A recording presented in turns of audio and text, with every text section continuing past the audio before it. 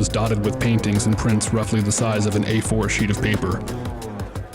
Most pieces seemed to feature a curved pipe design that seemed oddly familiar. The walls were already massively white and further bleached by harsh white spots, while the inner gallery was murky with soft overhead lamps. A bar was set up at the very end of the space, apparently outfitted with an interfluorescent tube which made the bartender resemble that bartender from the movie where the guy tries to kill his kid with an axe. In an effort to counter this effect, he seemed to have been caked with stage foundation and rouge, further complementing his impressively white teeth and 17-year-old's haircut. As I considered taking a photo of the entire bar area with my phone, I was brushed from the left by a blonde girl, wearing a uniform black polo shirt and pants. She glanced back toward me, not to say sorry, but simply to look, to make contact. Her hair was quite long and pulled back, slightly heavy black eyeliner that seemed to smolder in the half-light, plain lips. There was a slight movement around her mouth, a tightening at the edges of her lips before she turned around and swiftly navigated through several more stops on her way back to the bar. She stood at attention to the right of the bartender. Doing what? I couldn't immediately guess, but I could still see her black, outlined eyes all the way across the room. Excuse me, do you have the time? Before I could check my watch, the woman handed me a brochure. No, none of us do, but they have nothing but time. Time to wonder why their mommies and daddies went away, why they're kept in small containers and poked at by children whose parents want their little Timmy or Mandy to have a pet to play with. The cover showed several puppies looking at the camera inside a plastic cubicle. I assumed we were supposed to interpret their naturally droopy features as being forlorn or depressed. I suspected the photographer's assistant must have been holding a bit of sausage at a 40-degree angle away from the lens. I handed the woman whatever I had in my pocket, which turned out to be a $10 bill and one adult-aged pass to an all-undocumented worker performance of Ricard Trace at a black box theater in one of the popular Asian neighborhoods. I assumed it was in Spanish, but didn't want to appear prejudiced. While she was distracted, probably deciding if it was a mockumentary performance or a triumph of the human spirit, I slipped back into the crowd to the opening lines of Come Undone by Duran Duran on the sound system. Excuse me, do you have the time? Janice Harmon was wearing a name tag, which allowed me to identify her among the block of people I'd never met. Coincidentally, to my approach, the couple talking to her suddenly decided to move on, sort of like what always happens in the movies. Janice? She looked up with a blank, expectant expression. Yes? Anakin Carver. I took her outstretched hand and didn't shake it. Oh, pleased to meet you. Yeah, glad to finally meet you in person. She cocked her head. Do we have common acquaintances, or, We probably do. Another cock of the head. Who? I don't know, I didn't think to check. I think I know why you're here. I'll let you in on a little secret. We're all here for the same reason, to create intimacy in our lives. I'd never really thought about it that way. Yes. Intimacy and sharing is what a balanced diet, including Milwaukee macaroni products, is really about. A house is not a home without a hearth, and a kitchen is just a room without Milwaukee macaroni. No, you added me as a friend a few months ago, remember? Thanks for inviting me tonight. I've never been to a personal rebranding party before. She laughed in a way that simultaneously sounded like she was trying not to laugh and trying to force a laugh. It was mildly upsetting. Okay, let me ask. By the way, congratulations on the new house. I thought that damn inspector was never going to pass your downstairs plumbing. I really wanted a drink. So, what's your brand now? You used to be a personal excellence specialist, right? Her eyes widened and she laughed, not laughed again. Okay, Anakin, was it? Wonderful to meet you. Make sure to stick around for the complimentary cuisine provided by Milwaukee Macaroni.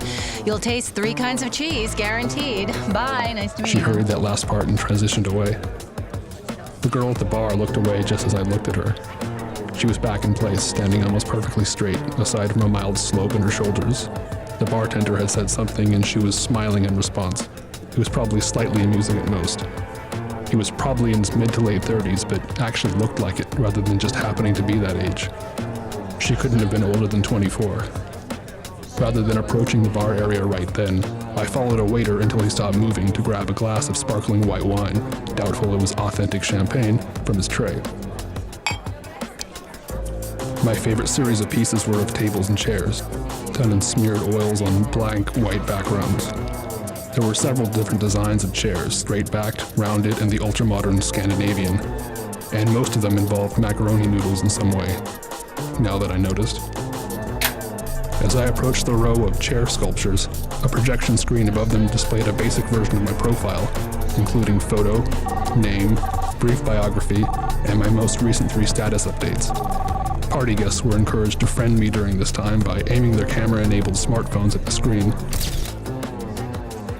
The girl at the bar was likely of Scandinavian descent. Based on nothing but a first impression, I guessed a combination of Icelandic and Danish, due mainly to the roundness of the jaw and lower forehead, as opposed to the high foreheads of Swedes and Norwegians, along with their broader and longer chins. Just a useful generalization, naturally. I certainly could have been wrong. All 3 pieces in the chair triptych were already sold, as noted by the little red macaroni stickers on the white name tags. An hour later, the girl at the bar had shifted to ignoring me, having made 3 consecutive attempts at eye contact without being approached. I had actually gone to the bar to order a mixed drink, but she happened to have been dragging the garbage bin toward the service entrance. Her thin arms strained to pull the large rubber plastic container filled with glass bottles and recyclable cups. She bent forward to grip the handle, and this outlined the bagginess of her slightly too large uniform work pants. As I waited for my vodka gimlet, I fought the urge to run over and single-handedly pick up the container and carry it outside for her while she held the door open for me. Her lips would be pursed with a combination of embarrassment and admiration. I tipped $1 and walked back to the front room, where the Milwaukee Macaroni belly dancers were performing in a C-shaped pattern.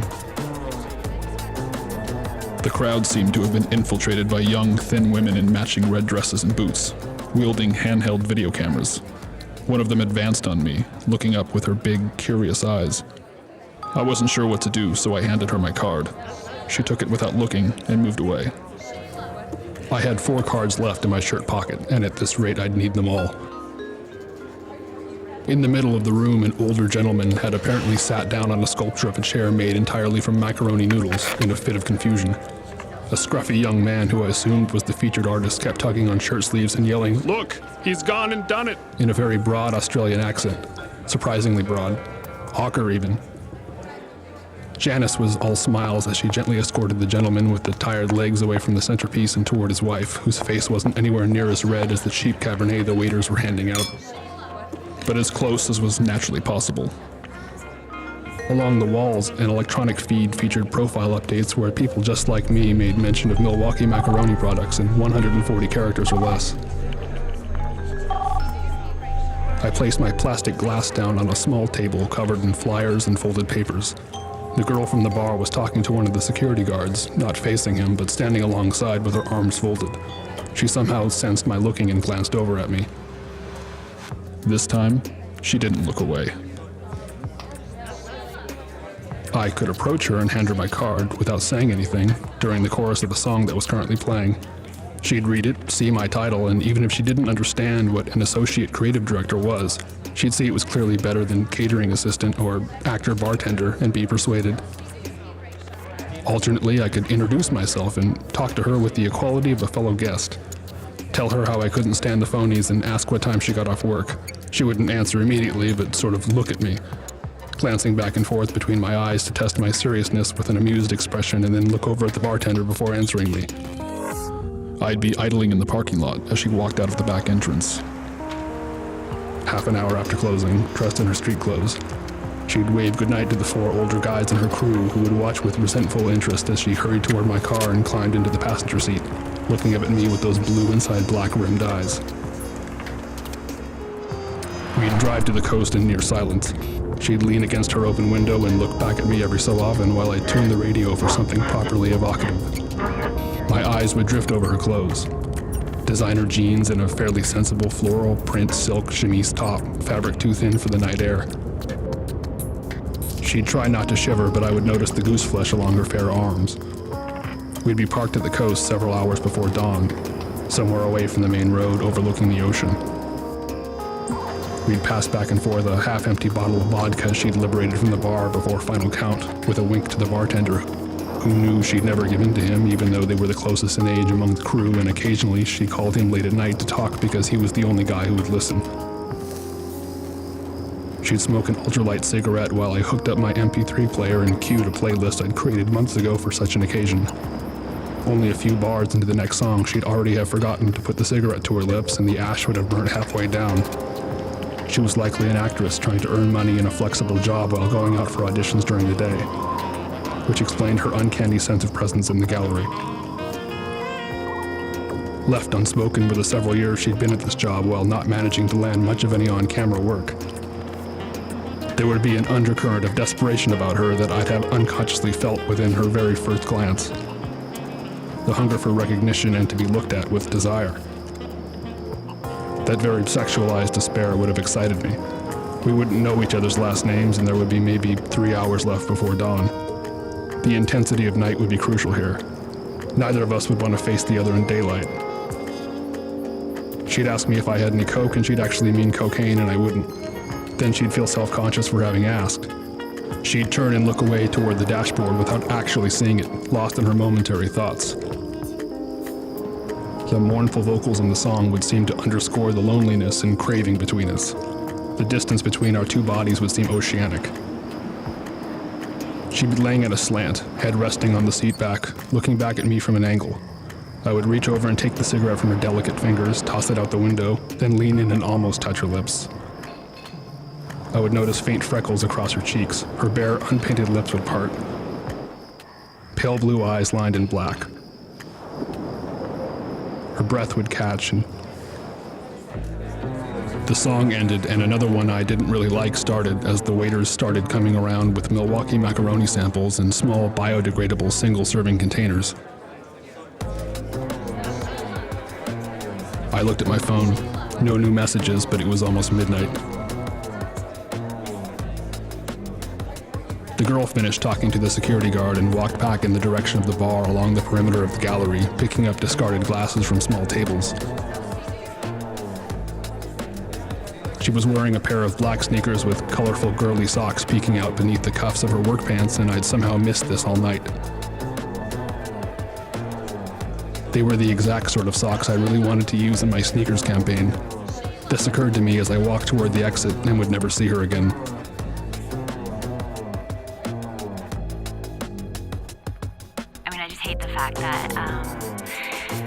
Everybody looks at me like a server, and nobody looks past like the outer shell and sees that I'm an actress, and this is just like it's just a job. That's all it is. It's just my job, and it's okay. It's like it's late hours and stuff, but I mean I'm kind of paying my bills, so I guess that's what it's for. Youngest person there. The people are nice. I mean, the people I work with are, and I mean, they're not really passionate about anything though. I guess that's what I hate about it, is that, they've just kind of gotten stuck in this rut of like, they're there to make so much money, and it's like, I just don't want to be here, and I want to be doing something else. And there was this one guy, the bartender. I didn't really like him at first, but he's kind of grown on me. I talked to him a little bit. He gets me, so I guess, he's kind of like my friend when I go to work, but we don't hang out after work. He would totally hit on me. He would he absolutely wants to sleep with me. So yeah, he's kind of like a friend like that. I don't know, it just seems like everybody that comes in there really drinks a lot, and a lot of guys, married guys come in with their wives and their girlfriends and stuff, and, it's like, I don't know, maybe they're just not happy because, I don't know, I get hit on all the time. I mean, I just hope that, one of them just really sees past the fact that, I'm a server or a waitress or whatever you want to say. I guess the hard thing is that, I don't want a relationship right now, at all. And these guys they just constantly hit on me, and it's kind of frustrating because I just thought, coming to the city maybe I'd have like more of an opportunity to be around people that were passionate about, you know, the stuff that they wanted to do. But it just seems like everybody just kind of talks about that they're doing this, but nobody's actually really doing anything. So, you know, people are like, oh, I'm gonna make a short, and then they never do. And then they just stay after work and like drink and like hang out. And then I just stay and drink and hang out. But, you know, I'm really trying to stay positive and look at the future and look at the bright side of things. And I think that's really attractive to people, so I'm really trying to put that out there more. The whole thing is a game. I smile a lot, you know, and sometimes I lean in to the table a little bit, because I think when people like look you directly into your eyes, that they can see you. So and sometimes I touch their hand. Yeah, that's another thing. I'm a lot more comfortable around unavailable guys because I don't want a relationship. You know, when you get in a relationship, it totally distracts you from your work. So the single guys, I think I'm probably not as comfortable. I'm not as flirty. I'm not as, you know, I don't want to be in a relationship right now. I just need to concentrate on my acting. I don't know, it's pretty late when I go to bed because, you know, I work so late. And, I think I've been sleeping in a little bit too late as well. Sometimes I just like do nothing and like sit on the floor with like some ice cream and just like eat. It's totally not what I thought it was gonna be, but this is what it is, and so I'm really trying to make it work. You know, I'm really putting myself out there every day at work so I can like meet somebody that can like take me to the next place. And I spend a lot of alone time, but lots of people say that that's really good for you because then that's how you get to know yourself better. Yeah, it's not